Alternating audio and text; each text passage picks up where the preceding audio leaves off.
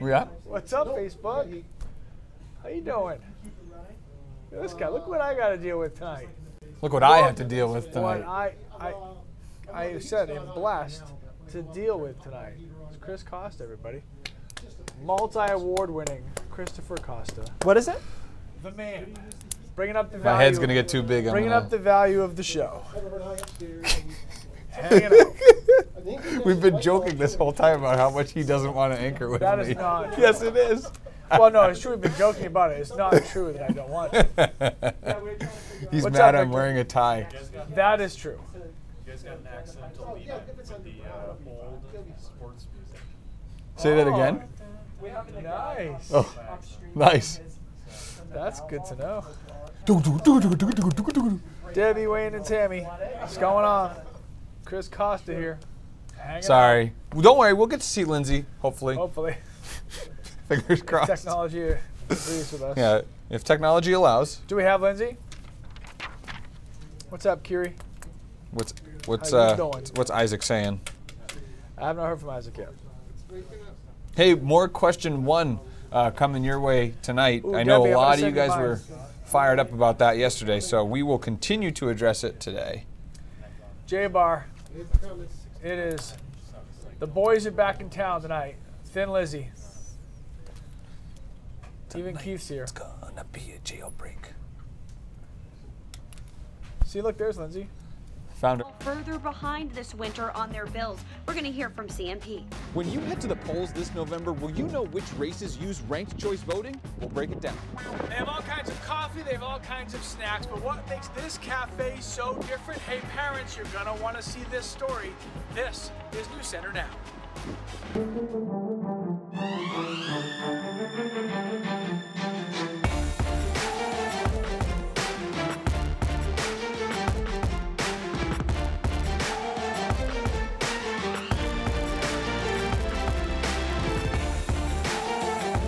Happy Wednesday, everybody. Welcome to News Center Now. I am Lee Goldberg. And I'm Chris Costa. Election day is almost here, and tonight on News Center Maine, the 4 candidates for governor will come face to face in a forum. This is not Lindsay Mills because she is in Augusta. We're going to join Lindsay now to give us a little sneak peek of what we can look forward to tonight. Hey, Lindsay. Hey guys, yeah, I'm live in Augusta tonight ahead of tonight's gubernatorial forum. It's part of the Voice of the Voter series that we have going on. Republican Sean Moody, Democrat Janet Mills, Independent Alan Karen, and Independent Terry Hayes will all take part in that candidate forum happening. It's at 7 o'clock tonight right here on News Center Maine. And we want to hear from you. Use the hashtag MEGovDebate. That's MEGOV. Debate. You can use it on Twitter and Facebook. I'm looking for your questions right now as we speak, and we'll take those questions to the candidates. Thank you to everyone who's already asked questions so far. A lot of those questions coming in as early as yesterday. A lot of you asking about healthcare, education, and jobs. Again, that candidate forum takes place tonight at 7 right here on News Center Maine. And coming up in a little bit, I'll explain why I'm actually here standing outside of Central Maine Power. That's ahead on News Center Now. For now, live in Augusta, Lindsay Mills for News Center Maine. Lee and Chris, back to you. All right, Lindsay, thank you very much. All right, on this show, we do a lot of what's called Ask Now. You guys have questions, we provide the answers. We got one from Diane Russell asking about ranked choice voting. She says she and the Maine Secretary of State's office are getting calls from people confused about which races use ranked choice voting in these midterm elections. The state of Maine is now using ranked choice voting for primary and federal elections only. Ranked choice voting does not apply to the general election races for governor or the state legislature. Ranked choice voting allows voters to choose candidates in order of preference. The votes are tabulated in rounds until only 2 candidates remain, and 1 candidate is determined to have received the majority of the votes in the final round. That candidate is then declared the winner. Here's how the tabulation works. Let's assume that there are 4 candidates for the United States Senate. Let's say that blue is your first choice, the person you would most like to see win for that elected office. Yellow is your second choice, and if neither of them can win, Yeah, I feel like y'all just didn't hear anything we had to say. So why don't we start over? Go for it. We'll start here. Yeah. So in the November elections, I'll do this. Only the federal elections are going to use ranked choice voting, so the race of senator and congressional districts 1 and 2. Now, if you remember, the Maine Supreme Court ruled that ranked choice voting is unconstitutional in general elections for state reps, state senators, and governor because the Maine Constitution requires those winners to be decided by a plurality. But primary elections in Maine and elections for federal offices are governed by statute and not by the Maine Constitution. If you have any questions about which races use ranked choice voting or how it works, you can visit our website, which has all the information from the Secretary of State's office, and you might get that extended dance mix version of the explainer video that we all just watched together. So, there you go. Now, many of you also have questions about question 1 on the ballot in the upcoming November midterm elections. Question 1 would establish universal home care for seniors and people with disabilities regardless of their income. How do you pay for it? A new 3.8% tax on families and individuals that earn more than $128,400 in what's called adjusted gross income. And a lot of you guys were chiming in on our Facebook live stream yesterday. Bob Ring asks, who has oversight? Well, here's the answer. The Universal Home Care Trust Fund Board oversees and manages the fund where the tax revenue goes. Now, the board may provide services and incur other costs only to the extent that the funding is available in that fund. So that's a great segue. Glenn Albee asks, what if not enough tax money is raised to cover the expense? Well, if you look at the Maine Citizens Guide to the Referendum, which is put out by the Secretary of State's office, if demand for services for eligible people exceeds the available funds, the board will curtail services and may provide varying levels of service depending on assessment of each person's needs. And our last Ask Now for the day comes from this guy. Well, we were talking during the commercial of yesterday's segment, what if a family who makes more than $128,000 combined just decides they're going to file their taxes individually? So is that a way to get around that potential tax? Okay, so we talked to a couple of people today. One was an accountant who says, hey, I'm shooting from the hip here, so I don't really want to go on the record with what my answer is. But I did speak with the Secretary of State's office just a little before the show. They say, yes, if you file as individuals, you're subject to the threshold of $128,400. But of course, there are other tax benefits you could miss out on if you are married or as a family and you file separately. Now, the Maine Attorney General's office says that while it appears the Yes on One group wants this to be a tax only on individuals who make this much money, the AG's office believes that legally a married couple filing a joint tax return would be subject to this tax if their income is above that benchmark. Things to consider. All right. No, seriously, things to consider if you're going to vote yes or no on this. I had a lot of questions yesterday, and you answered most of them today, so thank you very much. Do what I can. Here's something that I feel like I'm going to need a little help with in therapy. I woke up this morning and I was thinking about Keith Carson. Stop right there. And I could leave it there. Yeah, but there's more. I had to turn on the heat. Dude. I thought you were going to make it till I wanted to get to Halloween. Friday morning, I thought would be it. No, I'm actually it didn't disappointed happen. in your dad game, and I don't say that often. Wow, new dad to old dad. Ouch. I know, I'm just saying. He also makes 4 times more money than me, so he doesn't care when he turns the heat on. This is the 3rd time that's been brought up in this newsroom today. Let's go to the radar here. We got showers over down East Maine and a couple of snow showers mixing into the mountains. They're getting excited up there. This is now the second dose of light snow they've seen. It's not going to accumulate into much of anything, but it gets people kind of jacked up there, and Jackman, Eustis, and into Carrabassett Valley. That's where we're going to see some snow showers through the night tonight as temperatures are cool enough. Cloud cover pretty consistent overnight tonight as the front drags through and temperatures fall. The real story, though, is the winds kicking up again already. 37 miles an hour already in Portland, 17 in Wiscasset, 33 in Rockland. And so these winds will increase overnight tonight and reach their peak probably mid-morning tomorrow to around noon. And at that point, wind gusts will be in the same range they were yesterday, which is around 45 to 55 miles an hour. So here we are at 10 or 11 in the morning, wind speeds of around 40 to 45 miles an hour, and then it reaches the peak here again around noon, and there are some 50 to 52 mile per hour readings here, which is just on that threshold of causing some power outages as it did yesterday. We'll see if the northwest wind direction being repeated helps us. We'll see if losing some of the leaves that we lost yesterday will help us. But the bottom line is, guys, I still expect there will be some power outages. Some better news for the weekend, but it is over. It is cold. Yeah. All right. Killed me to put that heat on this morning. Yeah. All right.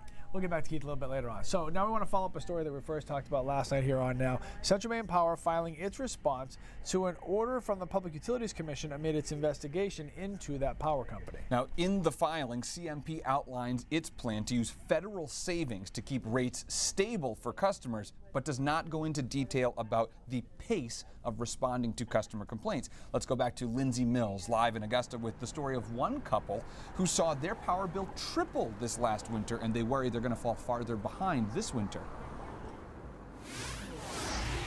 Lee and Chris, that was the case for many customers who we heard from last winter. Cynthia Andrews and her husband saw their bill go from an average of $70 a month to over $300 a month. That happened last November.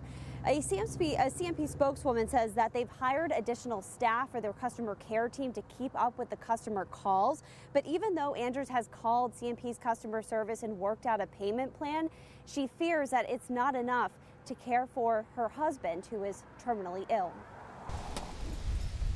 When Cynthia Andrews checks her mail, Nope, not today. she holds her breath. She says she knows another disconnection notice will arrive any day. At night, I can't sleep. I'm wondering if the power's going to go out, and I'm right caught up in all my other bills. Last November, Andrews saw her bill triple. When she couldn't afford the bill, she called customer service. At the beginning, they were very rude. It's your fault. We didn't, you must have left your window open, turned your heat up a little bit too much. They worked out a payment plan to get caught up, but Andrews says she still can't keep up. I'm under a lot of stress. I've had to lie to my husband. She kept the high bills a secret from her husband, Dan, who was diagnosed with lung cancer 2 years ago. She didn't want him to worry. He uses oxygen and he's in hospice care. He started using oxygen months after the bills started to spike. She says the oxygen has nothing to do with the high bills. Andrews says she has not heard of the CMP Ratepayers Unite Facebook group that now has nearly 7,000 members, many describing a similar spike in their bills last winter. Ever since these complaints first started coming to light in January, we've been working really hard to address every complaint individually, and sometimes that can take a considerable amount of time. Gail Rice, the spokeswoman for CMP, says they created a specialized customer care team and hired more staff to keep up. Disconnecting a customer is something we rarely do. It's a last resort. What we want to do is work with people. We want to help them find an affordable plan to get back caught up and to keep their lights on. That's our #1 priority. For now, Andrews says she's waiting to hear the status of her application for assistance at her local Community Action Program agency, which was listed as a resource on her first disconnection notice. Make it somehow. And so the PUC is expecting the independent consulting firm, which it hired, Liberty, to release its findings as early as next month. So, guys, we could be learning in the next few weeks or so some more information from the Public Utilities Commission. Live in Augusta, Lindsay Mills for News Center Maine. Back to you guys. All right, Lindsay, thank you very much for that. Like her scarf, too, by the way. Yeah, very cold fall. enough for her to have to wear it, but yeah, that's, again, Keith's fault. All right, some more news. The University of Maine system has barred a retired professor from teaching in the system again. Dr. Susan Feiner offered a pop-up course for students to travel to Washington, D.C. to protest Senator Susan Collins' vote to confirm Judge Brett Kavanaugh. Here's what Dr. Feiner said just a few weeks ago after the University of Southern Maine shut down that course. We were not dictating what students do once they get to Washington, D.C., but we were offering the opportunity for students to participate on a first-person basis, to be there while history was being made. Now, Dr. Feiner won't be allowed to teach at any of these schools in the UMaine system. At the time, the USM president said the class wasn't authorized through the proper process, which Dr. Feiner admitted. President Glenn Cummings said further administrative and personnel measures may be taken pending the outcome of the system's investigation into the matter. Pop-up courses have also been suspended until a full review of the administration and oversight of the grant program takes place. All right, coming up, we will take a look at social media posts that's turned some sheep into some bad joke. I made him read that one. And we head to a cafe in Westbrook that offers more than just what's on the menu.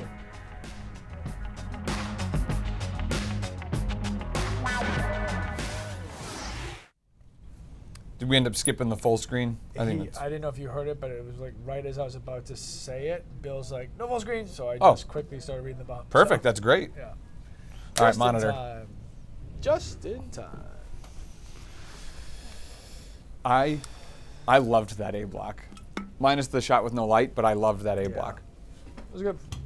It was good. What's up, Paul? Hanging out in Sumner. I know, Jesse. It killed me to have to put the heat on. In fairness, Jesse, I did turn on the heat so that my kids would not be cold when they woke up, because I could hear them. Dad, it's cold. So I did it for them. I turned it on. I let the frost break a little bit, and then I quickly turned all the heat off again. So it was the tears of his children that made him bend. I wasn't cold enough for me, but I felt like it was coming. Wasn't cold enough for me. I'm a tough guy. Exactly. Well, I wouldn't say that. Oh, I've had my fuzzy slippers on for like a week, so. We're having fun with our viewers on Facebook, Jeff. Our digital manager is making fun of us for having fun with you guys. Okay. We're over there. So just the sheep and then right to the tees? Okay.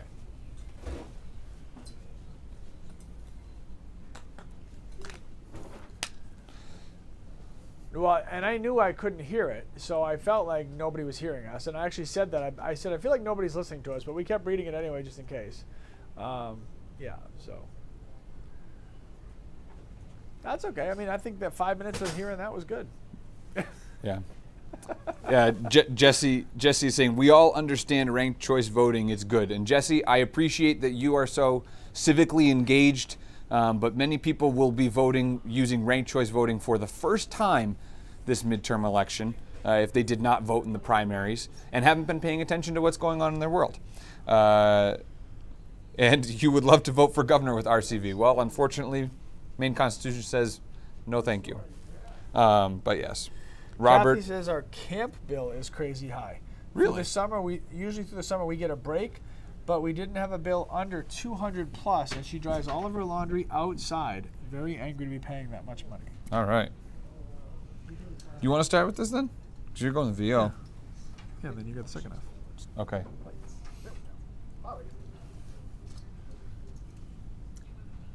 All right, the Thompson Police Department and people who like their page had a little bit of fun with a story about roaming sheep. The Post says that the sheep have an ear tag, but has not allowed anyone to catch it yet. And some great comments rolled in, like, is the sheep on the lamb? Has anyone contacted little Bo Peep or her cousin Mary? Approach with caution, it may be a wolf in sheep's clothing. There are plenty more comments like those. I think that's deserving of a hashtag, that's so Maine. That is so Maine, and that is the joy of the internet, where people can come up with creative stuff like that.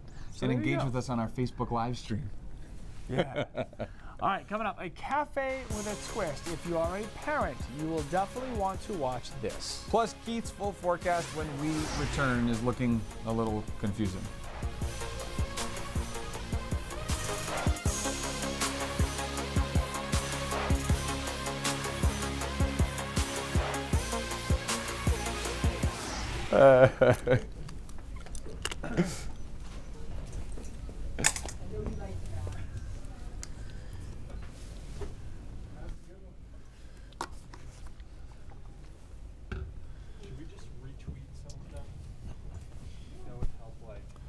Beep, beep, beep, beep, beep, beep, beep. All right.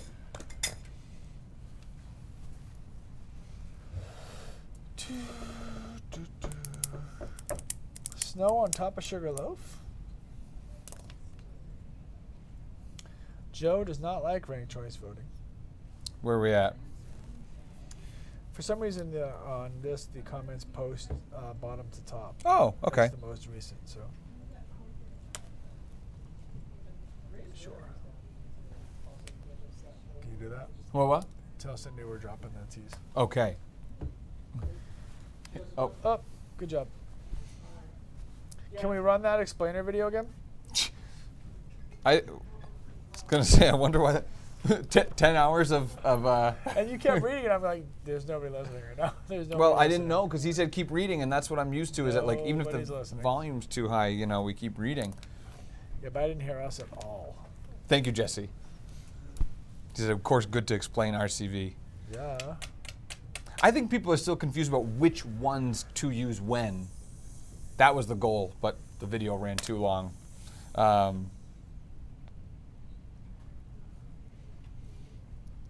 Yeah, Claire is saying it was confusing when I used ranked choice for the first time in the primaries. It took a little more time to vote because I was unsure about the process. Joe is saying I don't feel that ranked choice voting is right. Well, nobody who goes to vote wants to do it wrong. Like No, if you're going to yeah. take the time to go and to vote and do your civic duty, you want to make sure you're doing it properly. And you don't want to go back, oh, geez, I did it wrong, and what you were. And then that's your wanted, chance, and it's you know, gone. Yeah, Right. It didn't get represented. So.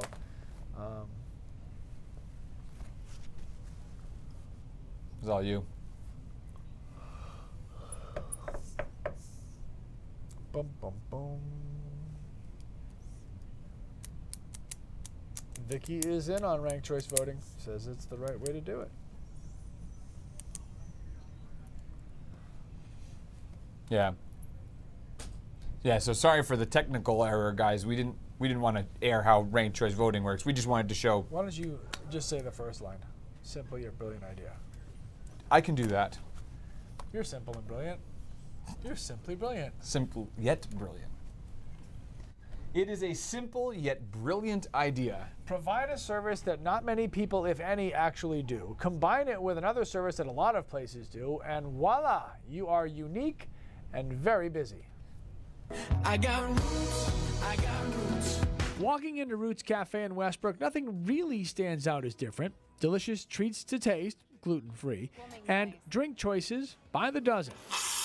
The place also has a library if you want to borrow or lend an item. That's kind of cool. But the one thing this place has that separates it from others is childcare.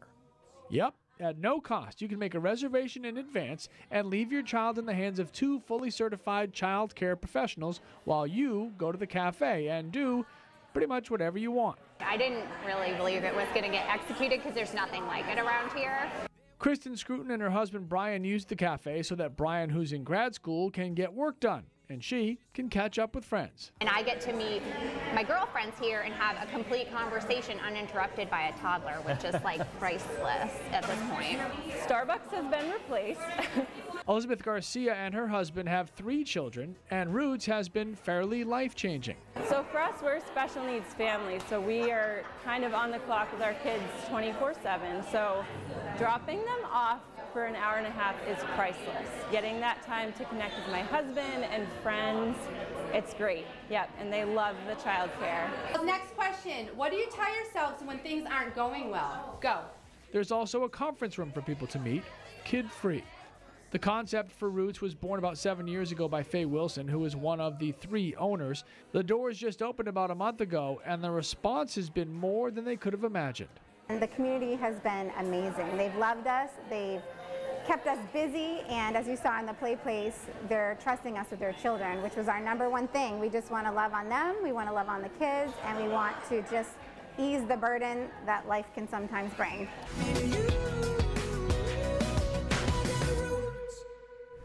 Amy Fortier and Lorraine Fagella are the other 2 owners of the cafe. The one rule for Roots is, though, for the parents, when you do drop your children off to be watched, you have to stay in the building in case of an emergency. They do have little beepers in case you're needed for any reason, so they can just beep you and you can go in and check out your kids. So that is really smart. Attention there. What town was this in? Westbrook. I went there. Thanks. I was just making sure that it was the same place. I went there, didn't even realize they were doing the 2-sided thing. Yeah. They just had good stuff. We had a crepe there, I think it was. Yeah. Delicious. I saw a sign that they got voted their baker was the best baker. Yeah, so forget about the, I mean, if you don't have 38 children like you do, it's still. Discount for that? They won't let me bring all my kids. They don't, yeah. I've been banned, apparently. I don't know what happened there. There are fire codes, you know, so you can only have so many kids at the same time. All right, we got a couple of showers out there right now over down east, and then a line of some snow showers in the mountains. It's worth noting the radar in gray was down for a little bit here, so we have a little hole in our coverage as far as the radar goes. But there's the Atlanta snow showers, and certainly cold enough for that. This would be the second, or in some places third time they're seeing flakes in the mountains. Hasn't really turned into much, but it gets people excited there. Winds kicking up, and that's the story over the next 24 hours. 33 in Rockland, 37 at the Jetport in Portland, and 23 miles an hour in Caribou. So they'll ramp up tonight and through the day tomorrow. Probably mid to late morning tomorrow will be the peak of these winds, and you can see just color code wise, right, that it's going to be really windy tomorrow with winds between 45 and 55 miles an hour. Those are gusts, not sustained, but enough to do some damage and probably some more power outages, much like we saw yesterday. Then they settle down by late tomorrow afternoon and into the day on Friday. Accompanying that is a front and cold air pouring in tonight. A lot of us will drop down into the 20s in the mountains, 30s, even along the immediate coastline. And so through the day tomorrow, there'll be a significant wind chill because temperatures will only be in the 30s and the wind will be kicking up to that 40-45 mile per hour range. So it'll feel like the 20s at times in the middle of the day. So there you go. October doing its thing here. And then it looks a little bit nicer on Friday. Temperatures start to moderate on Friday afternoon and into the weekend as we get into the 50s and even some low 60s by Saturday afternoon. So not all bad news, but it will feel cold tomorrow. And Friday morning starts off in the 20s and teens in a lot of spots. And so that was the day that I thought Lee was going to turn his heat on, but he's already broken dad code and got that done already. Hey guys, this is just for fun, hugely irresponsible, but I love weather, so you just gotta go with me. Next Thursday into Friday, look what the European model's spinning up. Oh hey. Wow. What's that? Let's just roll on with that. Somewhere Jess Conley is cackling. She's excited. You know, it's certainly not a lock being that far out, but it wouldn't be unheard of, right, given the temperatures and profile, if you get a storm in the right spot this time of the year. It will snow. In the meantime, the weekend, 60s and then 40s on Sunday. Breezy that day as well. Scattered showers Tuesday and Wednesday. And then we'll see what happens late next week. There's some sort of storm out there, whether or not it's snow, rain, whatever. Mix. Yeah, mix. It's my favorite. Smix. It's been a while. Yes, medium. It's been what, since April? Hasn't been long enough. Okay, so we're going to come back with more Keith. That's what everybody wants. Coming up. Gosh. What is that? I feel bad for our Facebook live stream right now. Everybody's talking about ranked choice voting and how they don't like it. I know. And Lisa goes, I don't vote because it's too confusing. Lisa, hopefully some of the resources that we put on our website will help you out. Because we connected directly to the Secretary of State's website, and they have a whole video that explains how it works. You know, if you make 4 choices and you don't get your first choice, but you fill out the second and third, I know it's confusing. A lot of people are still getting used to it because this is the first time we're going to use it in any type of general election, I guess. But it's only for a couple races. Goldberg's so sick of ranked choice voting, he left me. I'm doing the rest of the show on my own. Anymore. So Lee, what do you think about ranked choice voting?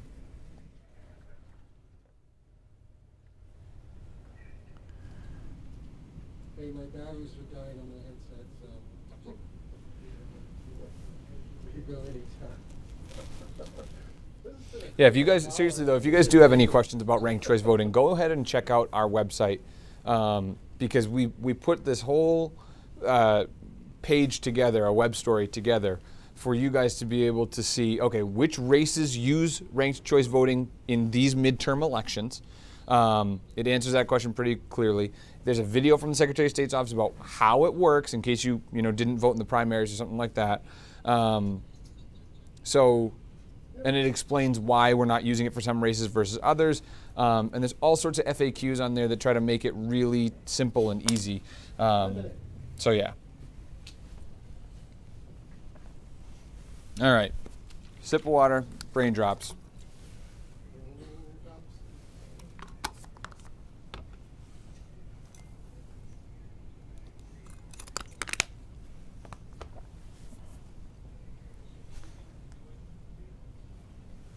All right, guess we got to get over there, huh? Goldberg's 30. gone. Someone just sent me a message that they had hail. Jess. You know what? Susan was texting me. Susan Feiner, the professor, and she was saying Lemoyne. she's getting a lot She's in of Lemoyne.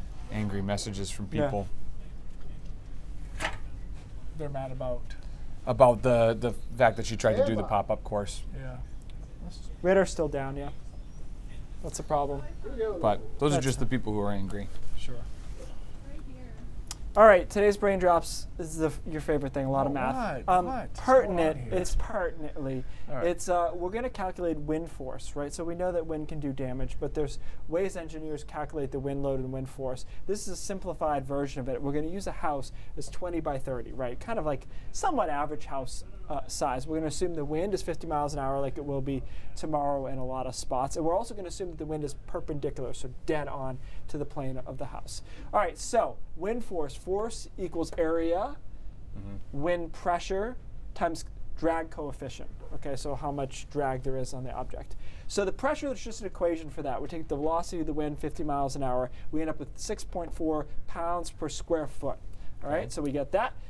Drag coefficient, so true engineers will do this via test, and there's a lot of more extreme equations here. But the simple equation for a flat plane drag is 2.